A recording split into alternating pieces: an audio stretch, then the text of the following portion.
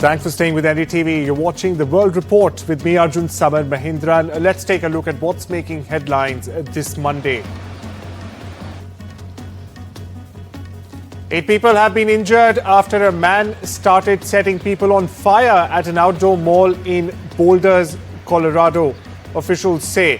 A report highlights that the suspect, a 45-year-old Mohammed Sabri Solomon, is an Egyptian national whose visa has in fact expired.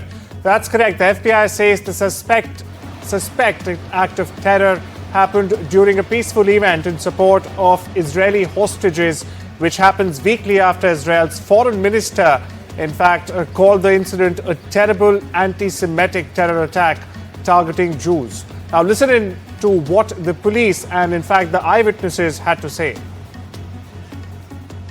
The initial response by our officers, we were on scene very quickly. When we arrived, we encountered multiple victims that were injured with injuries consistent with burns and other injuries. While our officers and paramedics and fire department personnel got those victims quickly to the hospital, our officers were pointed out, a suspect was pointed out to our officers on the scene. Our officers immediately encountered that suspect who was taken into custody without incident.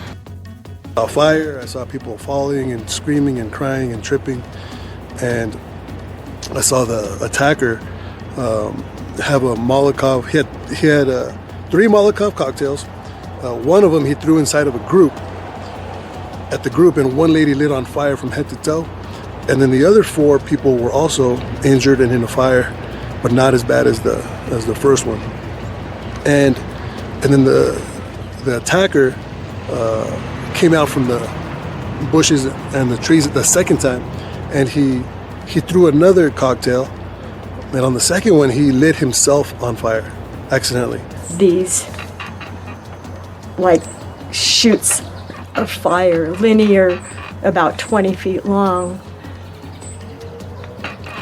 spears of fire, 2 of them at least, came across right into the group about 15 feet from me, because I sit there and watch them, but I try to listen also to what they're talking about, because I am concerned about the hostages. A Ukrainian drone attack destroyed more than 40 Russian planes deep inside the country's territory, Ukraine security services said on Sunday, while Moscow pounded Ukraine with missiles and drones just hours before a new round of direct peace talks in Turkey's Istanbul. Meanwhile, President Volodymyr Zelensky called the aerial attack a brilliant operation, causing significant losses to Russia, which he called entirely justified and, in fact, well-deserved. In the operation codenamed Spider's Web, Ukraine used 117 drones involving a corresponding number of drone operators, adding the strategic cruise missile carriers stationed at Russian air bases or near Russian air bases were hit. Here's Ukrainian President Zelensky for you. Щойно була доповідь голови Служби безпеки України Василя Малюка. Блискуча операція проведена.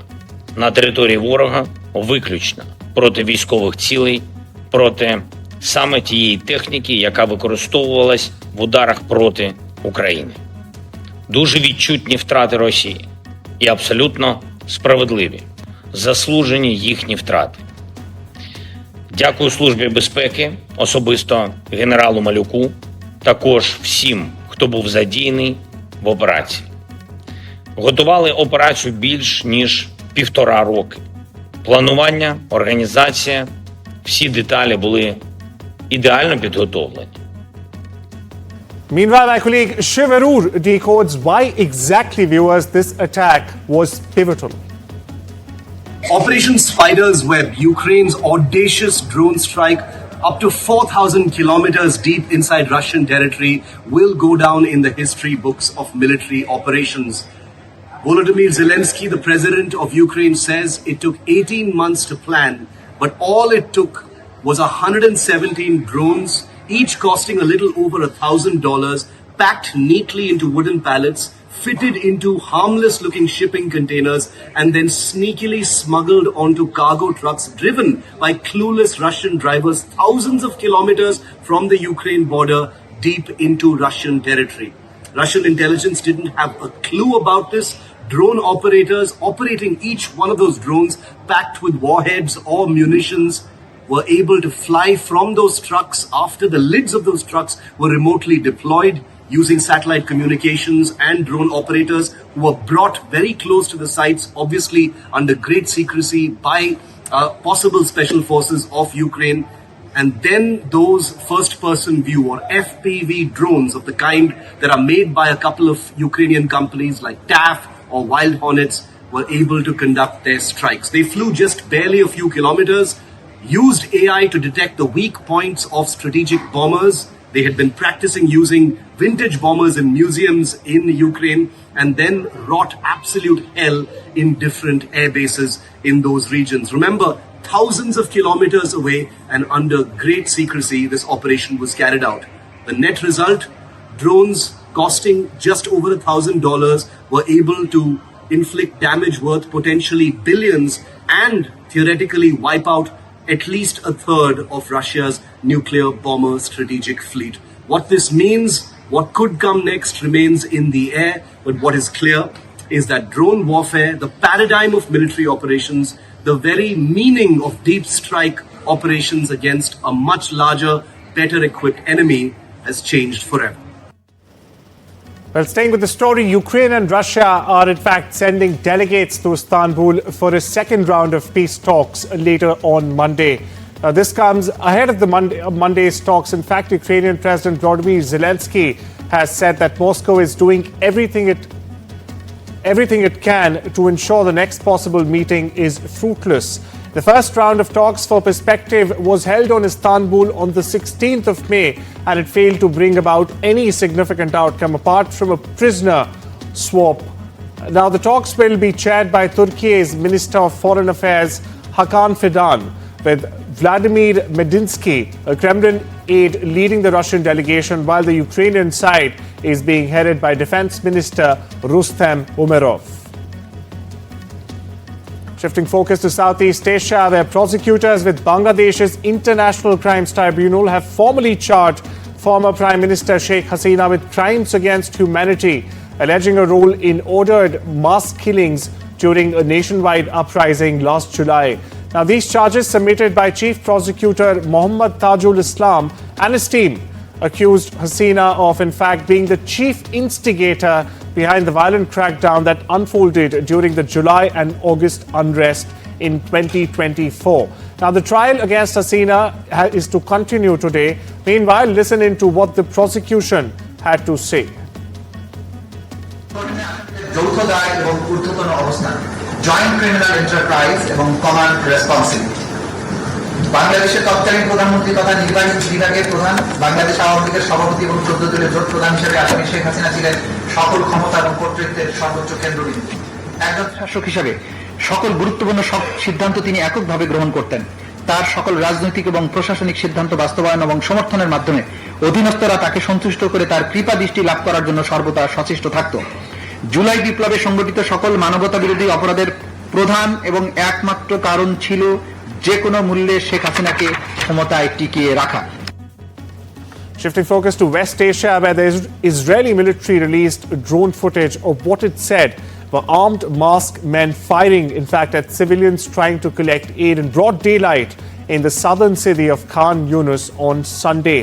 Now, the videos, which is on your screens right now, viewers, that could easily not be independently verified. In fact, meanwhile, at least 31 people were killed and over 170 were wounded as large crowds were on their way to receive food in the Gaza Strip, Gaza health officials have revealed.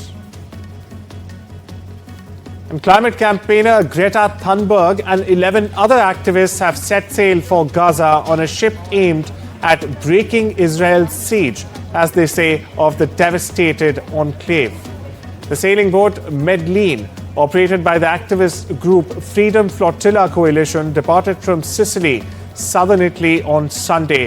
It would now try to reach the shores of the Gaza Strip to bring in some aid and raise international awareness. Meanwhile, listen to what Thunberg had to say. And we are doing this because no matter what odds we are against, we have to keep trying because the moment we stop trying is when we lose our humanity. And no matter how dangerous this mission is, it is nowhere near as dangerous as the silence of the entire world in the face of a live-stream genocide. Amid growing pro-monarchy protests in Nepal, the government on Sunday, in fact, announced restrictions on protests for the next 2 months in most parts of Kathmandu. Now, sit-ins, hunger strikes, protests, public gatherings and demonstrations have been banned from today onwards within the Kathmandu region, in fact, and are in fact aimed at avoiding possible disruption of business activities and transportation services by protesters.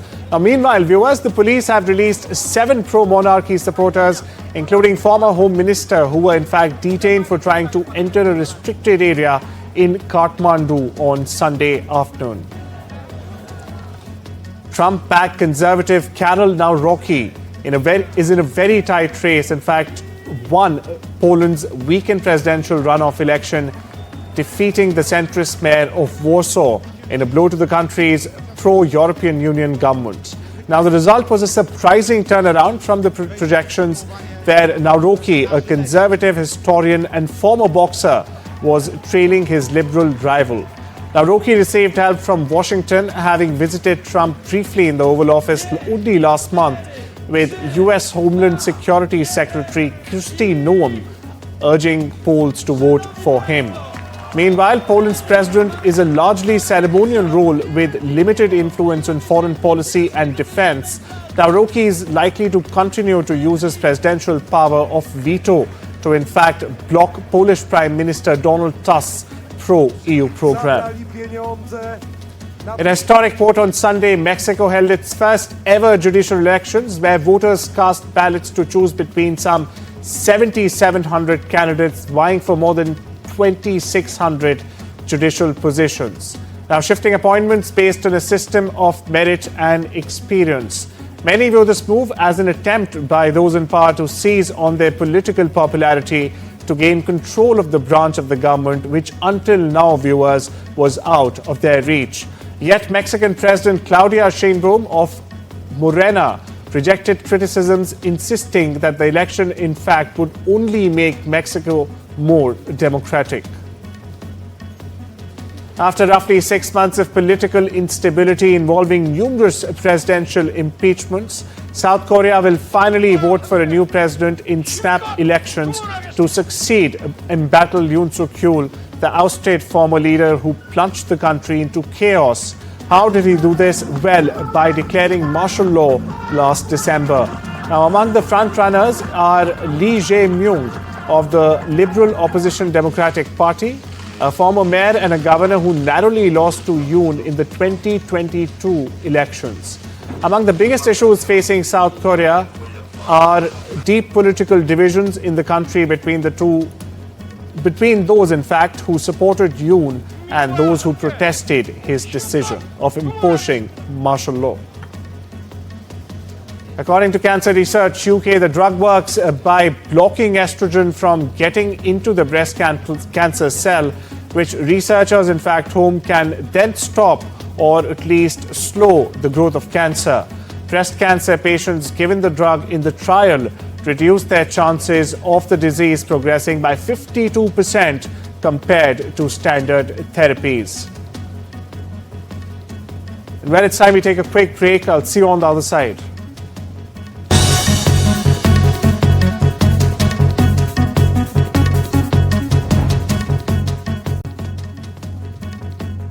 Welcome back. You're watching the World Report on NDTV. Now, on to the world of business, where U.S. Treasury Secretary Scott Bessent downplayed any risk of debt default, saying Washington is never going to default as the deadline for increasing the federal debt ceiling inches closer, viewers.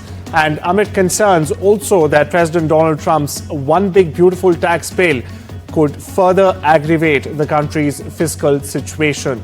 Trump's tax bill seeks to, in fact, make his 2017 tax cuts permanent and also seeks to increase the debt ceiling by $4 trillion. The U.S. Senate returns to Capitol Hill on Monday and will, in fact, take up the ambitious spending package.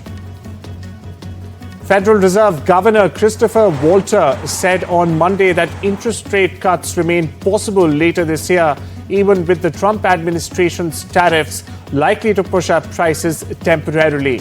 Now, speaking in South Korea, Walter said that given the rise in inflation pressures tied to President Donald Trump's import tax increases is unlikely, in fact, to be persistent. I support looking through any tariff effects on near-term inflation when setting the policy rate. Economists and Fed officials generally believe the tariffs will push up unemployment and inflation also while slowing growth.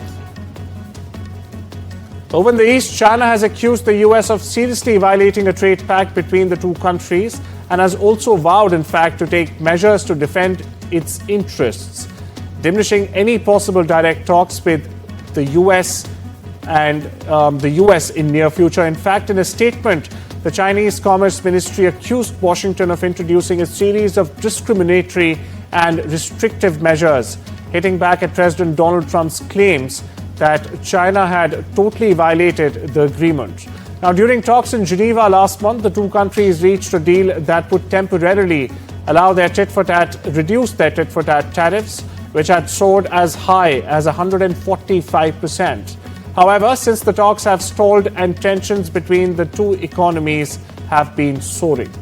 Australian all-rounder Glenn Maxwell on Monday retired from ODIs. Viewers, that's the 50-over international format for perspective, to focus on next year's T20 World Cup in India and Sri Lanka, saying that he did not want to play for selfish reasons given how his body has been struggling to hold up. Now, Maxwell joins fellow two-time ODI World Cup winner Stephen Smith in ODI retirement after Australia's semi-final exit from the Champions Trophy earlier this year. Viewers, remember, Maxwell hit the winning runs in the ODI World Cup final in 2023 against India after also getting the key wicket of Rohit Sharma with the ball, and he was also a part of Australia's World Cup winning teams both in 2015 and 2023. Meanwhile, my colleague Sejal Gupta joins us for more on this. Sejal, I'm sure our viewers would love to know more about the legacy of Glenn Maxwell and, more importantly, what happens to Team Australia after this. Yes, that's right, Arjun. Glenn Maxwell has been a phenomenal batter and an all-round ability. At that, his all-round ability, his all-round skills, including his batting and bowling, has been phenomenal for Team Australia. Talking about his statistics, he has played over 149 ODI matches and he has scored over 3,000 runs, and he was just close to 4,000 ODI runs. And his highest score was 201 against Afghanistan in the last World Cup that he played against Afghanistan. Talking about his India matches, he has played 33 matches and scored over 900 runs for Team Australia against India.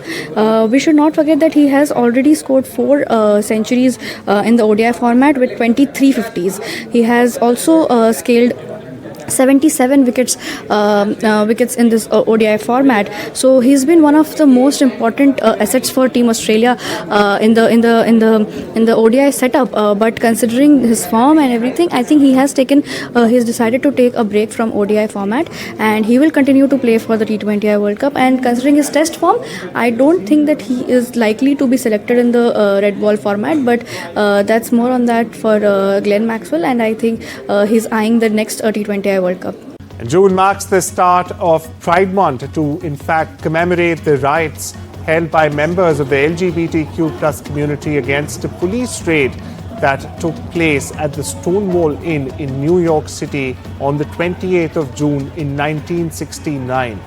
That's correct. In Thailand, the streets of Bangkok were filled in a sea of rainbow colors as thousands took to the streets to celebrate Thailand's annual Pride Parade.